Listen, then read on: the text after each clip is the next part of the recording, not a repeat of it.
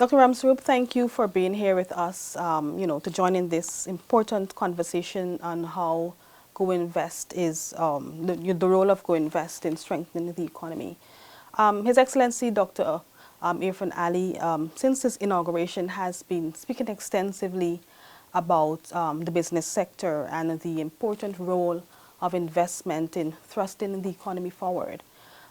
Your organization, GOInvest, has been given a mandate by Dr. Ali. Could you speak to that mandate and how you are working to have that realized? Yes, our president, Dr. Irfan Ali, has embarked on an aggressive economic agenda for Guyana, transformation projects, and his direction and vision over the next 5 years is an exciting road ahead for Guyanese citizens, local companies, and foreign investors. The mandate basically, our office is again Office for Investment. We're there to facilitate and help grow opportunities in Guyana. So as the president talks about his infrastructure projects, he talks about these large, the road to Brazil, the Deepwater Harbor, and many others. That then opens up opportunities for investors to come into Guyana or expand. So we'll find, for example, when you open the road from Lethem to the Deepwater Harbor, a whole set of new lands become available, access to those lands. So from large agriculture, plantation, farming, to mining, to bauxite are now accessible that wouldn't have been accessible in the past.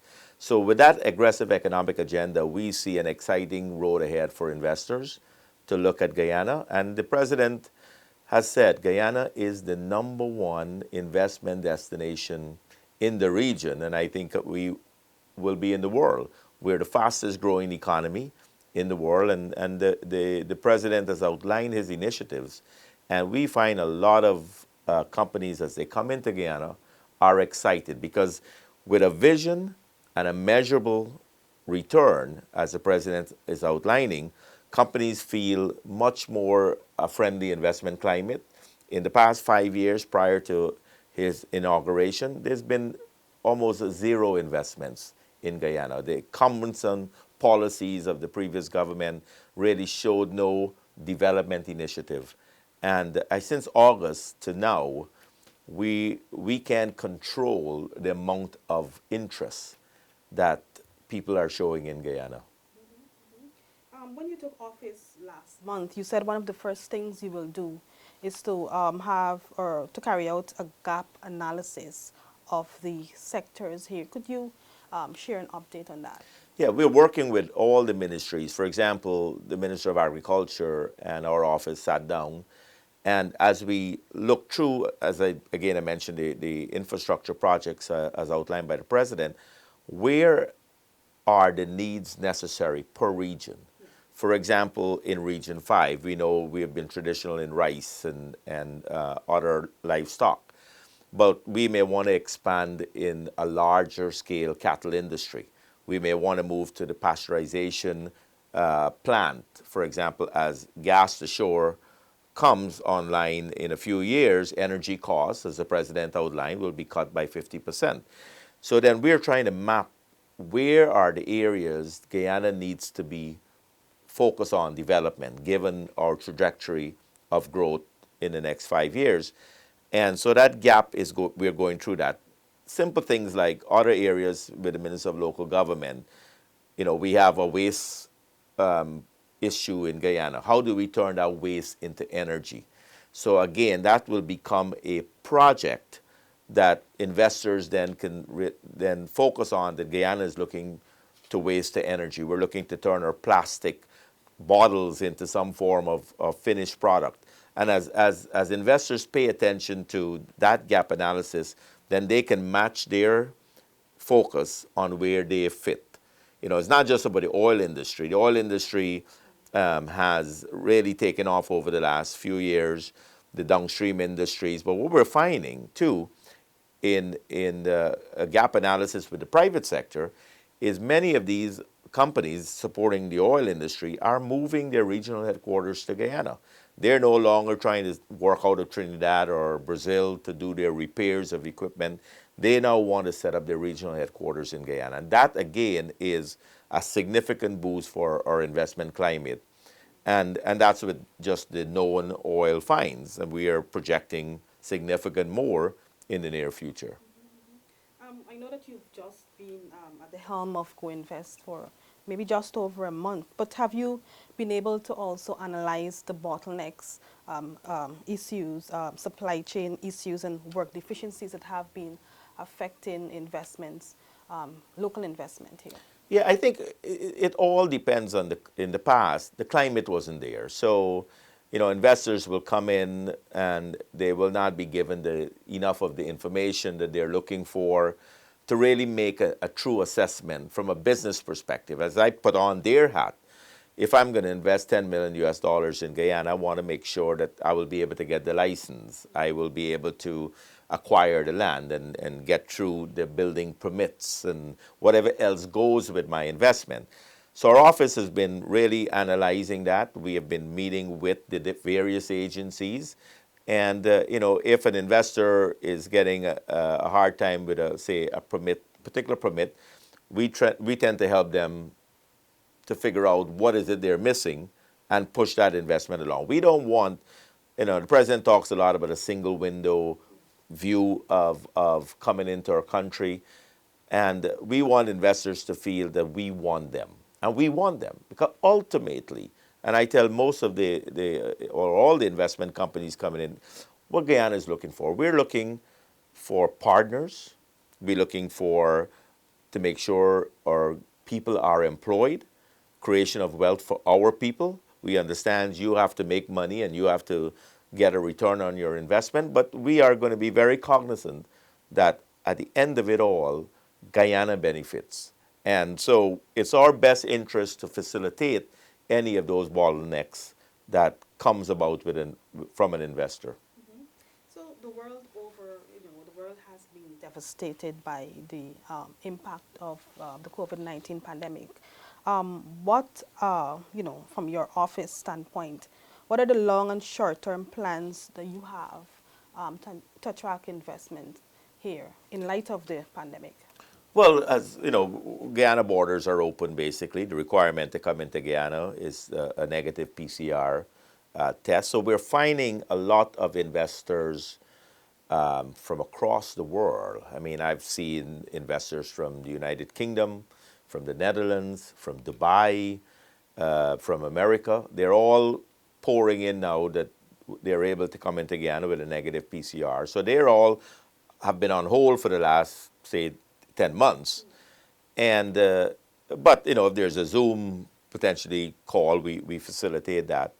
And what we're finding, though, with the after effects of COVID-19, for example, in the Ministry of Tourism, a lot of folks that would have looked at investments in tourism in the traditional sense are looking now at ecotourism. So, Minister Waldron, I know, is working on an aggressive plan to facilitate ecotourism across Guyana, and people are looking for much more open space. So COVID-19 has done some positives. The negatives is it's a health crisis. We have to continue to be vigilant, and, investors, when they come in, need to follow all our guidelines as a country. But it also opens up some new opportunities that probably wouldn't have been as important for certain investors as was in the past. You noted some countries, the UK and others, that have indicated their interest here. But what about other countries within the Caribbean and maybe South America? Well, yes. I mean, I think later today, I'm meeting with the Chilean ambassador. And, a lot of the diplomatic missions are engaging us to be able to tell their investors what are the type of opportunities Guyana is open for. We are open for investments. And, so the Caribbean countries, we had some interest from builders out of Barbados. There are other areas within the Caribbean, and most of those islands, some of those islands are locked down too. But one of the things that we tell investors, Guyana, I mean, the Caribbean, for example, imports billions of US dollars worth of food every year from around the world, from Thailand, from Chile, from, Dominican Republic. Given our large land mass, given the fact that we will be moving to renewable energy, cheaper energy, and putting back some of those large projects that were stopped by the previous government, such as the Amalia Falls, Ghana would have been so far ahead had we just had the Amalia Falls project done. So as we look at feeding the Caribbean and tapping into that 10 billion plus food market, the investors now from around the world can say, wow, let's come to Guyana. Let's set up large soybean plantation or corn or, looking at the fresh fruits and vegetables. And then how do we get that back to market? So as fuel cost comes down, transportation economics becomes more affordable and value-added products are able to be done in Guyana. You have to skate to where the puck is going to be. In 3+ years, as energy costs come down, you got to be ready to plant large scale. You have to be ready to turn that into value-added products. And then you look at the export market, and that export market is very, very lucrative. And that's the excitement I find why investors are pouring in on some of these sectors. The agriculture sector is probably the next big wave. Next big wave for Guyana. The oil sector has enabled us to do quite a few things over the next few years, as the president has described. And as people invest in some of these downstream industries, agriculture, tourism, we see Guyana benefiting. And ultimately, I mean, I want all our citizens to pay attention. We are focused on making sure Guyanese benefit. And even from the local investors, they have exactly the same incentives and sometimes more to expand their operation. And if we can help match a local investor with a foreign investor that is doing a project that we know our local capacity needs to increase, that's our role. We want to see Guyanese business succeed, and we want to see them succeed in large scale. We want them to be able to compete for the large oil supporting contracts in the future. And, with that comes some other areas that we will at least guide our local companies, some things in certifications and other areas where they can build up their capacity. So we're not just there to look at from an investment. Our job is to make Guyanese businesses and investment as a whole work for our nation. And our president, I call Dr. Ali a working president. He's actively involved in looking at these opportunities and creating the enabling factors that businesses are looking for. So our mandate is to execute his vision and plan. And I know it's an aggressive. And again, I find investors, the reason why even the foreign missions are paying attention to us is they realize that we're here to deliver. We're here to make things happen. And with the president's goal, I think we'll achieve that within the next 5 years, as he has outlined. Yeah, you talk about delivery, and one of the promises kept or delivered by the Irfan Ali administration was the liberalization of the telecom sector. Since then, could you share by way of figures the amount of interest or persons that have indicated their interest in investing in Guyana? Well, it is, yes, it's a deliverable commitment that the president made during the campaign arena that the telecommunication industry will be liberalized. It happened within the 100 days. Yeah. And, with that, we've already seen costs come down from the current providers. There are definitely interests from other providers to look at large-scale internet communications, telephones, satellites. The whole telecommunication industry has been opened up again, where new investors are coming in. So we've had quite a few companies from around the world coming in looking at what are the opportunities. On top of that, what it helps too is one of the big pluses prior to 2015 that the PPP administration really facilitated was the call centers and the back office processing arena. Those hired 5,000 jobs right now in Guyana. We have had zero improvement over the last 5 years. That, with the costs coming down with the telecommunication and the expansion of government involvement in the fiber optics and the future internet capacity across the country, we're going to find, and we're getting a lot of influx of those type of investments. And those are where a lot of people can get entry-level jobs. They can, build their skill sets on the telecommunication and ICT aspects. And, the government has proposed ICT parks. President talks about setting those things up across the country. And in investment incentives will be given to companies coming in to set up those call centers and back office processing across the nation. U.S. Ambassador Ms. Sarah Lynch recently shared the interest of the Fortune 500 companies in Guyana. Now, these are really big companies, and Yes. how do you see, this working for Guyana? Well, a Fortune 500 company comes with a stigma of power and money, and and can deliver something quicker. As I mentioned, some of them that are already in Guyana are looking to move their headquarters, regional headquarters, in our nation. Others are coming in to look at the large-scale energy solutions. We talk about gas to shore.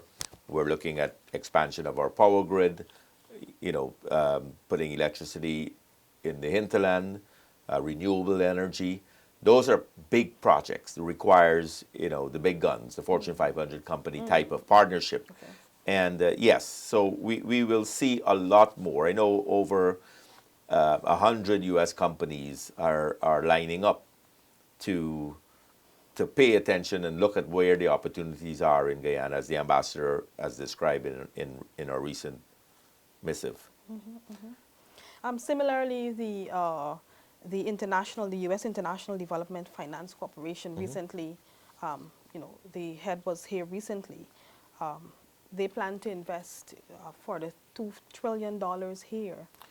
What Well, does that? yeah, it's the access. What the DFC is a development bank that is looking outside of the United States and where the United States can help developing countries achieve their goals. Yeah. And with that visit with the president of the bank and the president of Guyana, they looked at some of the large investment projects that we are embarking on. We've got the Deepwater Harbor. That's a multi-billion-dollar project over the next few years. The road to Brazil, the gas to shore pipeline. So American companies may be able to access those financing from the United States government in order to come in and help do those projects for us. So we are evaluating that financial model. No decisions have been made yet. The expression of interest are now coming out on the Deepwater Harbor. The president has announced a gas to shore pipeline committee, and he is aggressively putting these projects on the table, and countries around the world, not just American companies, will be interested. We have interest from Dubai, we have interest from India, interest from China, and it's going to be a rush as these projects come online, and that gives us then the chance and ability to really evaluate and look at what is in the best interests of Guyana. What will be our financial model? What would be our returns we're looking at? And how could that project be delivered on a timely manner? Ultimately, we're anxious. Guyanese have used the term potential for decades. The president has changed the word potential to we have real opportunities right now we are developing. And, I tell my fellow counterparts, this is probably the most exciting 5 years that you would live in through Guyana. You wouldn't recognize Guyana in 5 years. The ambitious and aggressive agenda, economic-wise, we'll see the benefits individually as a citizen of our country. And the president is committed to 50,000 jobs over the next 5 years. He's working on the 50,000 house lots, and those things may sound like a number, but with that comes a boom in the construction industry. So investors are coming in looking to see how do they get involved in the construction industry. Guyanese as a whole, from an employment, will be having an opportunity to pick and choose what jobs they want to get into. And I advise a lot of us right now to start looking at what training we need. What is my field? If I'm going to go in the construction industry, be ready. The boom is going to happen. We've seen what has happened in the oil industry, the tourism industry. The government recently put out an expression of interest for hotels in Guyana. The president in our campaign talks about thousands of rooms that is needed within the next 5 years. There were over 30 plus interests from major brands of hotel, from Hyatt to the Radisson to the Sheraton to the Hiltons. And as those projects come online, again, hospitality industry will be opened up for jobs. So it's not just about building a fancy hotel. And a fancy hotel brings in jobs, it brings in new visitors, brings in money that they will spend on our economy. So that's how we plan to propel the growth of Guyana. Guyana is the fastest growing country in the region in 2020 and will continue to be one of the fastest growing countries in the world in the next 3 years. And again, for the foreign investors paying attention to what we have to offer, we're ready to look at the benefits to them and the benefits to Guyanese and make it easy for them to come in and work with the government of Dr. Irfaan Ali to make their investment worthwhile and the benefits to our country. Great. So you recently met with the Mexican offshore agency to discuss the range of investment opportunities here. Could you share what came out of those discussions? Well, they're the largest offshore company in Mexico. They're looking to come set up operations in Guyana. They know that, the many other oil blocks that still have to be auctioned off, and there are many other oil wells to be drilled and new finds that will happen. So they're ready to step in and set up operations and work towards building an investment. They would be looking at things like helicopter pads, bringing in helicopters, bringing in vessels in support of the oil industry. They have a large catering operation. As the hotel industry starts to boom and other oil FPSO is in our waters, they're looking at how do they build their operations in Guyana. And that's exciting because a lot of these companies are now waiting for a contract to come out and for somebody to say, well, I need it. They realize that our growth is an aggressive growth. So they're saying, we want to come in now. We want to invest. Here's what we plan to do. And, that's just one example of many other companies similar to that will come about. And I tell a lot of the future investors, you can't wait for the gas to shore pipeline to be completed, then to start operation. You know that we're committed to that. We're going to bring energy costs down by 50% by the renewable integrated energy plan that the Vice President has talked about. If you know that, you have to start now in order to be able to deliver. By the time it comes to shore and the energy cost comes down through the Amalia or through the gas pipeline, my project is ready.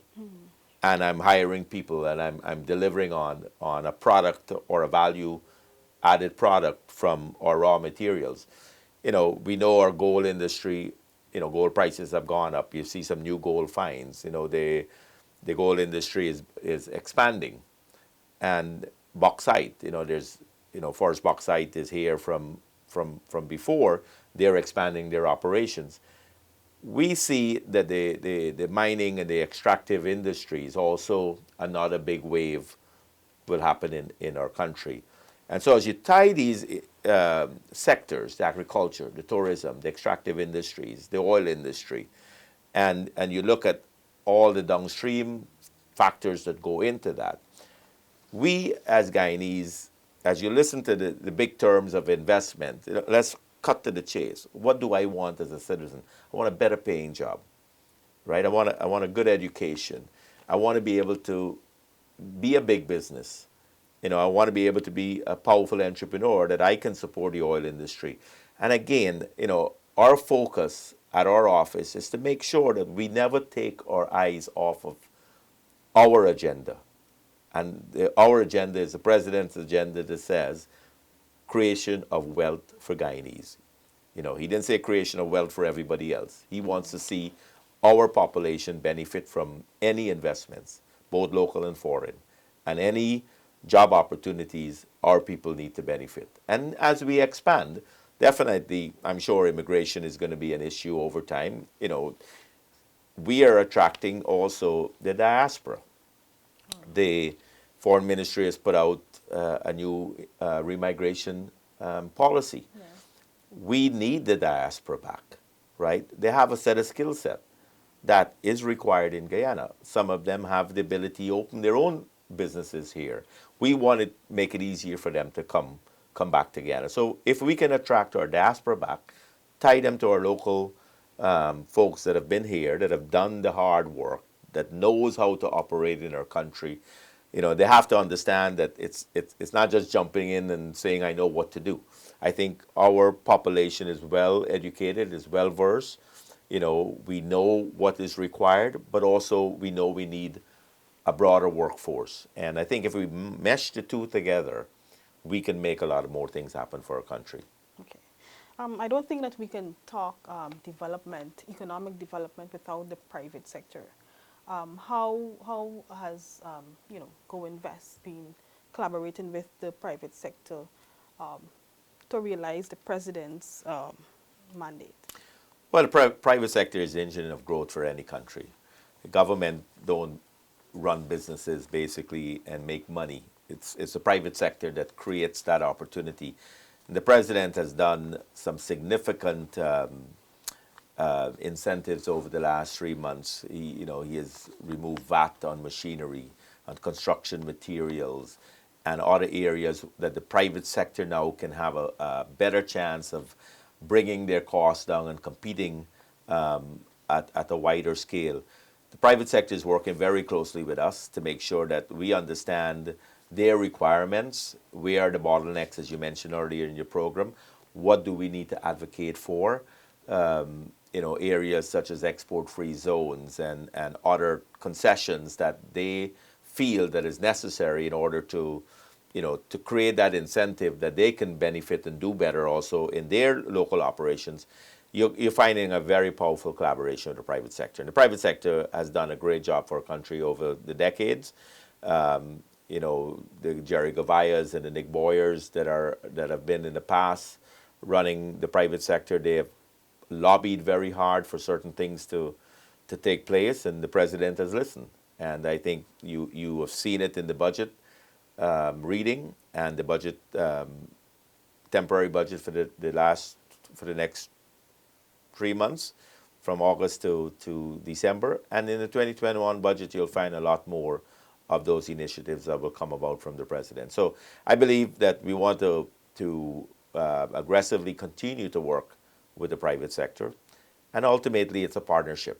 To develop a nation, it requires government policies to be streamlined, government incentives to be investor-friendly and private sector-friendly. And it is not a fight. It's a collaboration. And we will continue to push that agenda. Dr. Ramsaroop, thank you once again for being part of this important conversation and GOInvest's role in the country's economic development. So Thank you very much.